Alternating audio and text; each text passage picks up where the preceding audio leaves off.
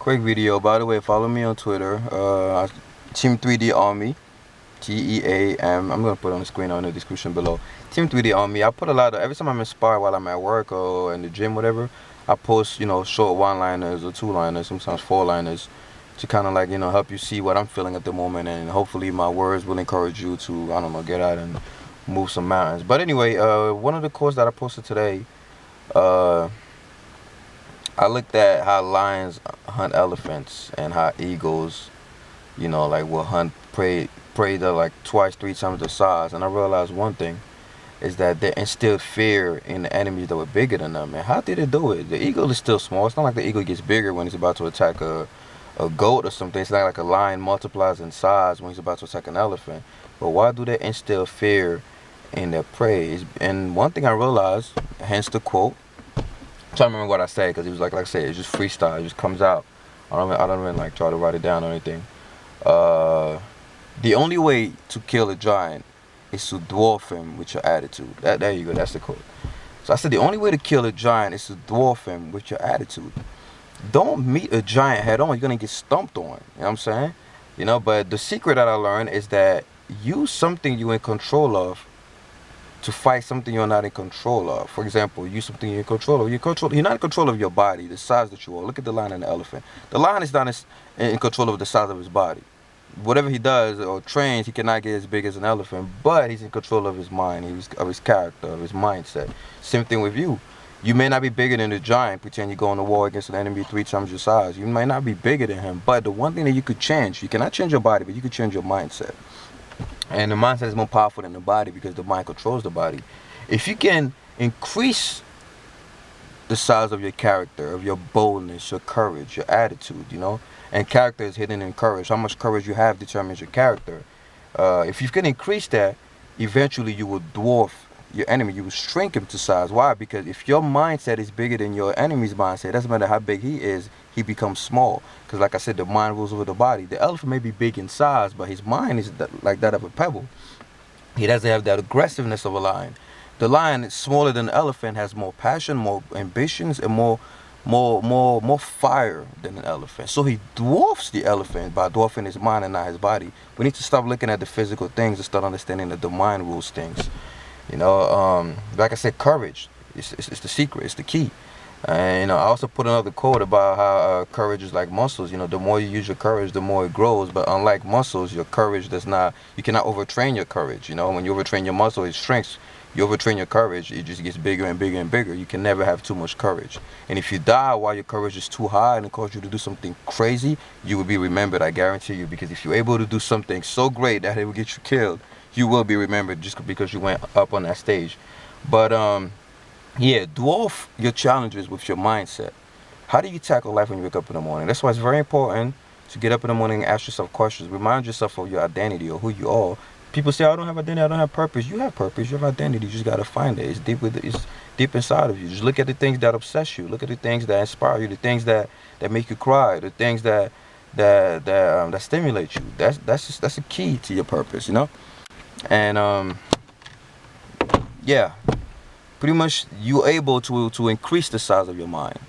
You're able to increase your influence by increasing the one thing you're in control of, which is your mind. Read books, feed your passion, feed your ambitions, and watch your character grow. Watch your aura grow.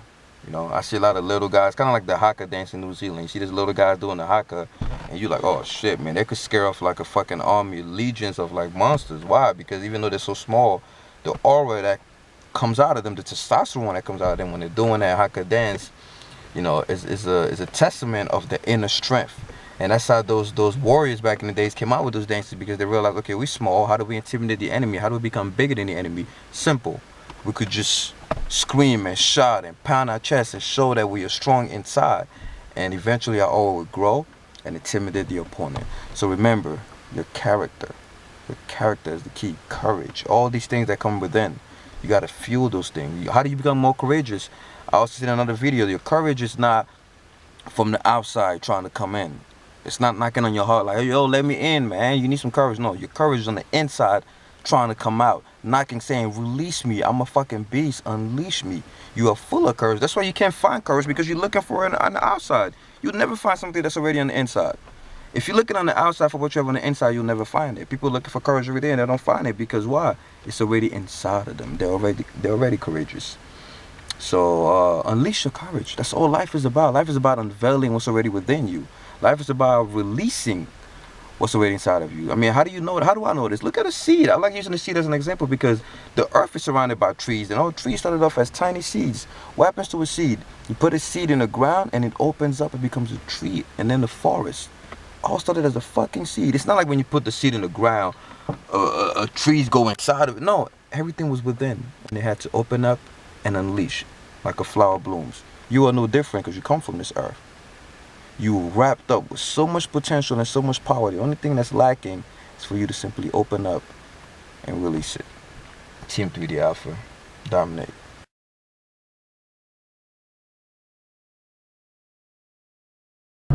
Hey guys, what's up? Team 3D on deck. I want to tell you guys about, on my way to work, by the way, questions that you have to ask yourself every morning. Us as human beings, we have terrible memory. We do remember certain things, but as far as like remembering the key concepts and the things that make us successful, we really don't give a shit. We try. That's the reason why we get inspired by watching many videos. We get motivated, but then the next day or a week later, everything is just gone, and we're like, what the fuck, man? We still remember those teachings, we still remember those words that inspired us or those images, but for some reason the inspiration is gone. Why? Because we forget that us as humans have to remind ourselves daily. That's why I believe that you have to live your life one day at a time. If you cannot manage one day of your life, you cannot handle your entire life. It's because your life is split up into days. And we forget that we have to daily remind ourselves of our goals and of the things that inspire us, the things that motivate us. And one thing that I do specifically for me, like I said, I learned all these things in the course of a year through trial and error, is the importance of having a piece of paper on your wall in your bedroom that has questions that you must ask yourself every time you wake up. Common examples of this, like pull out a piece of paper, write down what inspires me, for example. Write down what inspires me, and don't put the answers to those questions. Just write the questions, and every time you wake up, you look at those questions and you ask yourself that before you even do anything. Before you get out of bed, you could put it on top of your ceiling, so that when you wake up in the morning, it's the first thing you see. You could put stuff like, what do I want to accomplish? Where am I going? What is the pain of my past? That I don't want to repeat again. What is the burden on my heart? What do I want to conquer? What do I want to have dominion over? What is my greatest strength? Pull out a notepad and write these questions down. What is my greatest strength? How can I use that strength to its maximum potential today? What can I do to make my strength better? Forget about your weaknesses, guys, because we always have weaknesses. If you spend too much time trying to fix your weaknesses, your strengths are going to suffer, because they're just going to be there unused. And whatever is not being used, just like in bodybuilding, if you don't use a specific muscle, what happens? It gets weaker. Focus on your strengths. We all have weaknesses. It's given to us by whoever created the human race. We have weaknesses to keep us humble and to keep us depending on others. I used to think, oh, macho man, I would never have a weakness. I want to get rid of all my weaknesses. And the time I spent getting rid of my weaknesses, my strengths were failing. People say, well, why don't you do both? Don't do both. Focus on one. People are destroyed not from having no goals, but from having too many goals. Focus on your greatest strengths. How can you optimize your greatest strength today? How can you maximize the potential of your strengths, your gift, whatever it is that makes you different? How can you use it to help someone? Whatever it is, ask yourself these questions every single morning. Every morning. Questions like, what motivates me? What angers me?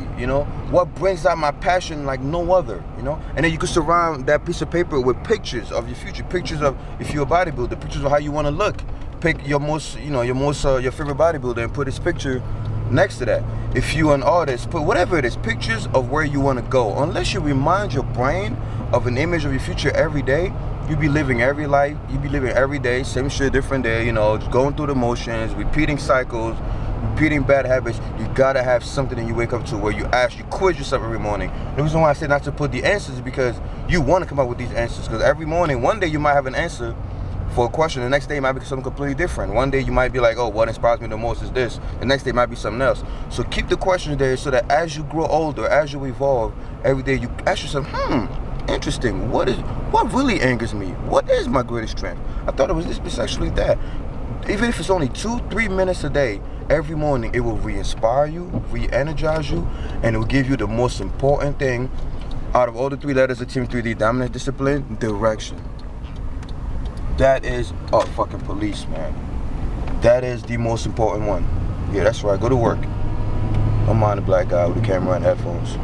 Yeah, direction. It will give you direction, which is the most important thing, because you could be dominant, you could be disciplined, but if you don't have a direction, you don't have a goal, you don't have a purpose, you don't know where you're going, like I always say, you're a banging Mustang with no fucking steering wheel. How far will that go? You know, how far will that get you? Team 3D Alpha, we out.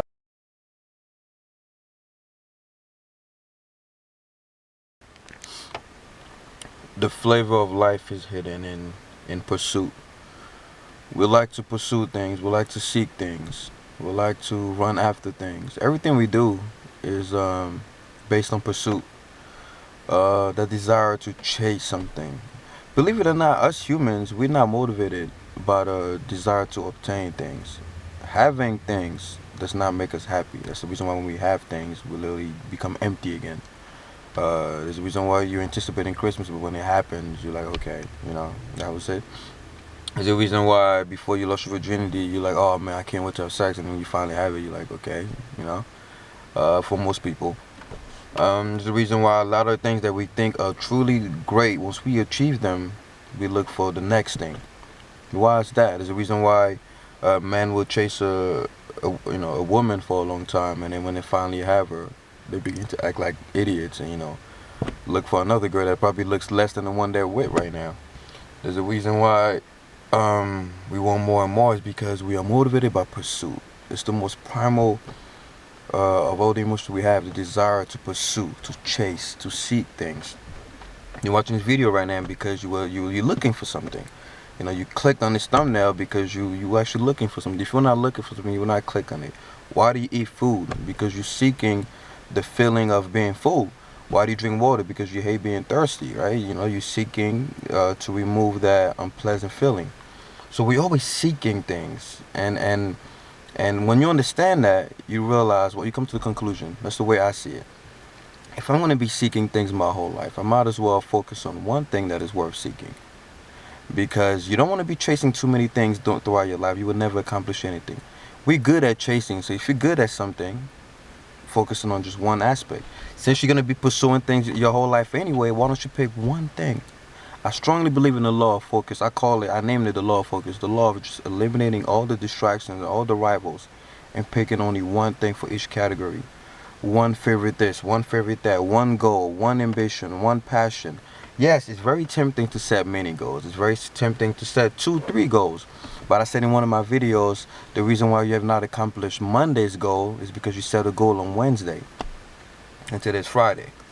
You see, every time you set a new goal, you take away from the time and energy you should have deposited into the first goal. It's kind of like you're on the internet. You open a window. Let's say you have slow connection. Back to the 56K modem days, right? Unless you were broke at one point, you never know what I'm talking about. But let's say you're surfing the internet and you open a new window, and then a new window, and a new window. Usually what happens is your internet connection slows down because all the bandwidth or whatever that was focused on the first window is now distributed among the other windows. You could apply that to chasing goals in life. If you're chasing too many goals, then you're going to take away energy and focus from that first goal. Don't be a jack of all trades and master of none, like they say. You know, if I throw 10 quarters in the air and you try to catch all of them at the same time, chances are you might end up with nothing. Because when you grab one, you're like, oh, I want this other one. And you drop this one to catch the other one. Grab one. And once you grab one and master one, move on to the next one. Remember, I like sharing that quote of Bruce Lee when he said, I do not fear the man who knows 100 different kicks, but I fear the man who practiced one kick 100 times. You know, there's a lot of wisdom in that. Learn how to just seek one thing. We as humans like to pursue one thing. If I meet you in the street and I ask you, what is your quest? What is your quest? What is your adventure? Because we like adventures, we like journeys, we like exploring, we like chasing, like I said. So that's what the topic of this video is. But if I ask you, what is your quest? And you think, that's a sign right there as you're watching this video that you're not on track. You're not on track in your life. You're going left and right in circles, and you be on earth for 80 years and you won't accomplish anything because you're just chasing this. And then when you get it, you let go and I want this, or I want that, I want this. Focus on one thing. So as you're watching this video right now, I'm asking you this question. Here's the test. Here's the ultimate test. What is your quest? What are you seeking? What is the one thing that you're chasing? If you have to think before answering that question, that's a sign that you are not on track. And your job, when you finish watching the video, is to be, get back on track. So the next time I see you and I ask you this question, you'll be able to answer within a split second. My quest is this. I'm seeking this. Me, for example, you ask me what is my quest. Well, when I meet people, what do I see? When I meet people, the first thing I always think about is the pain they're going through. Even if the person is smiling, because I know everybody out there, especially if you're watching the video, everyone out there is seeking for something. When you're seeking for something, you have pain. I don't care what it is you're seeking for, you have some kind of pain. That's the reason why you're seeking something.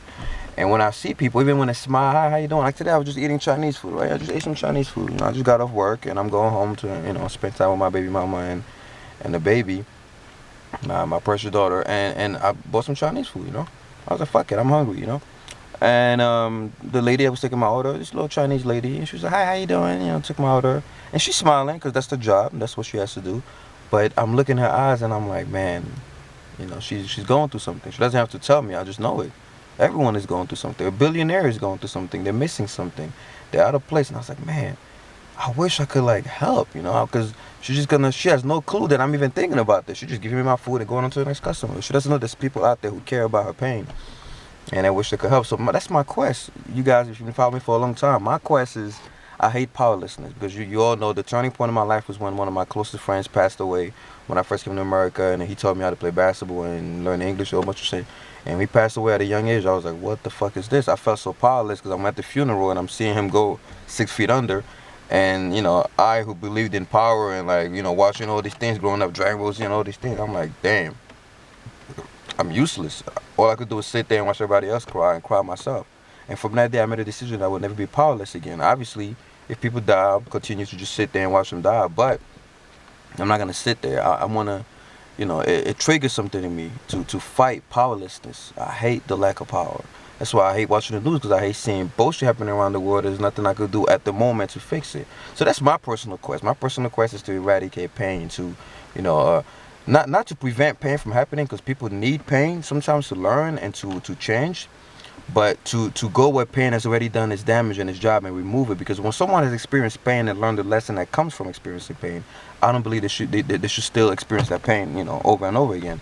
I feel like once pain has done its job and taught you a lesson, it needs to be removed. But people have pain for years and no one is helping them. It's not being removed. No one is comforting them.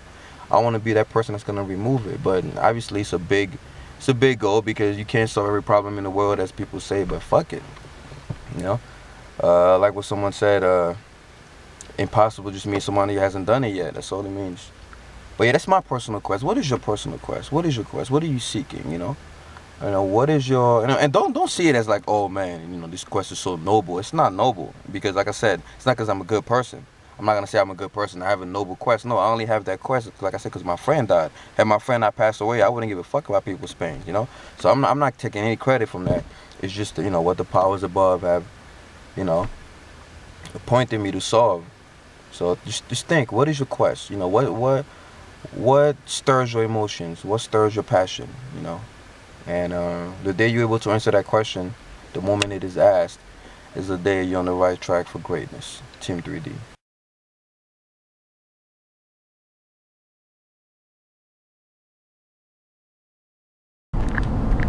Before you go to a place, you think of the place you're gonna go to. You go in your closet and you wear clothes appropriate. Am I using the right word? English is my second language, like you're fucking up. But anyway, you wear the clothes that's gonna fit the place that you're going to, right? If you're going on a date, you go, okay, I'm going on a date, I'm gonna go in my closet and put this on. You go into a basketball game or a football game, you go, okay, I'm gonna put this jersey on to support my team. If you going to school, right? You put on your regular whatever you wear to go to school. You put your book bag on and you go. This, we work backwards. Think about it. You work from the end to the beginning. You think about the destination, and based on the destination, you map out your journey. Why don't we apply that to our lives in general? The reason why many of us don't have purpose, and we get up every day and we out of motivation. We have motivation on Monday and Wednesday is gone, and we watch videos, we get inspired, like, oh yes, I'm so fucking inspired, yeah, ooh, dance. And then a few weeks later, we're like, fuck, man, same shit, different day. You wanna know why? It's because we're not applying that concept of going from the end to the beginning. We do not have a set destination in mind. What do I mean by that? You should know. Most people just get up and live life following the stream. You know, they're just like living from A, B, C, D, all the way to Z. After that, I'm going to work, I'm doing this, I'm doing that, and then whatever happens, and then I'm tackling things as they go on. No, that's not how you live life. You live life with a purpose, meaning you look at the end first. Then from the end, you choose your beginning. From the end, you realize how you're gonna get there. Look at a GPS. You don't just get on the GPS and press play and just start driving. It's gonna be like, okay, it's gonna look at you like, you gotta set a destination, an end point. Then it tells you, go left, go right, go left, go right. The reason why sometimes you do not know what decision to make next is because you don't have a destination. You're just moving. And that's the biggest mistake you can make, is just move without having a destination, because you just do things that feel good at first, and then later on you're like, oh, it was all wasted because it didn't add, it wasn't a building block to the the building you're trying to build, you know? Before an architect builds a house, you think you just grasp people, be like, all right, here's rocks, here's stones, here's some chicken, here's some food, some water. You guys go on lunch break when you're ready, but build me something. No, he draws out exactly what he wants the finished products to look like. Then he hires people and says, okay, put this together. Same thing with a sculptor. Before Michelangelo did David or whatever, he didn't just say, nice piece of granite, nice piece of dirt, of rock, I'm just gonna start sculpting shit. No. He goes, he looks at it and he says, I want to make David out of this. Then he goes, I'm gonna start here with the leg, with the arm, with this, however they do it. But they have an end point, an end design in the back of their mind, and then they bring it to pass in the real world. That's how you must live your life. You must think. Right now, as you're watching this video, let me ask you a question. I like asking you questions because it helps you, find your own purpose. I can't, if a lot of people are watching this, I can't help each and every one of you individually, but I can ask you general questions that you can apply to yourself. You can use, you can answer yourself to kind of understand, to be your own mentor. For example, if I ask you, what do you want to be, right? Simple question. Well, let's make it more specific. Let's say you want to be the father of something, and even women, let's say you want to be the father of something, and I'm using father as a function, not as like, males, because you could be a male father, but the mother's really the father, you know what I mean? Like, I'm talking about the function of a father, because mothers, their function is to bring into the world and to make grow. Fathers, their function is to plant, to build legacies and shit. So let's say you have to have a legacy, right? What would you want that to be? Let's say you have to be the father of something. What would you want that to be? The father of world peace? You want to be remembered as the father of, like, some people are known as the father of physics, the father of this and that. What do you want to be the father of? What's the idea or the ideal you want to be the father of? Think in your mind, let's say you're 80 years old and you're on your deathbed about to die. What do you want people to sing at your funeral? He was the father of what? Think about that for a second.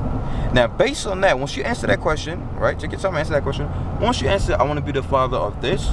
From there, you could map out every single decision you're gonna make until you're 80 or whatever age you want to die at. But it all begins with the end point. You have to know what you want to be. What do you want to carve out of that piece of rock? What statue you want to carve out? What kind of building? What kind of shaped object you want to build out of this mountain? Then everything makes sense. Then you wake up in the morning and you have direction. Then you know what books to read and what books not to read.